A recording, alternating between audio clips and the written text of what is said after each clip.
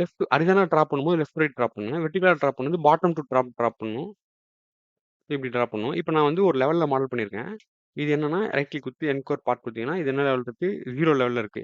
எனக்கு 0 லெவல்ல வேணாம். எனக்கு வந்து 3 மீட்டர்ல டிராப் பண்ணணும் அப்படின்னா, நீங்க என்ன பண்ணணும், வியூல போயிட்டு, நியூ பேசிக் வியூ போயிட்டு, இதுல பேசிக் வியூன்னு இருக்கு பார்த்தீங்களா? இத குடுத்துட்டு, எனக்கு 5 மீட்டர்ல டிராப் பண்ணணும் அப்படின்னா, 5 மீட்டர்ன்னு குடுத்துட்டு, கிரியேட் குடுத்தீங்க அப்படின்னா, ஒரு வியூ கிரியேட் ஆகும்.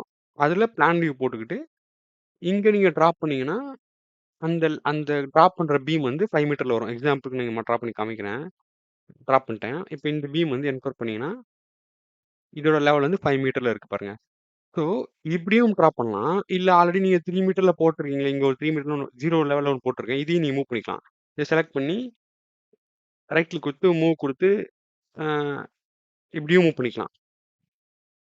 ஸோ, இப்படியும் மூவ் பண்ணிக்கலாம். உங்களுக்கு எப்படி வேணுமோ பண்ணிக்கலாம். இல்ல எனக்கு லீனியரா மூவ் பண்ணணும் அப்படின்னா, மூவ் ஸ்பெஷல் லீனியர்ன்னு குடுத்து, நீங்க வேல்யூ குடுத்தீங்கன்னா, மூவ் ஆயிடும். ஸோ, இப்படி மூவ் பண்ணிக்கலாம். இப்படியும் மூவ் பண்ணலாம். ஸோ, உங்களுக்கு எப்படி வேணுமோ அப்படி கண்ட்ரோல் பண்ணலாம்.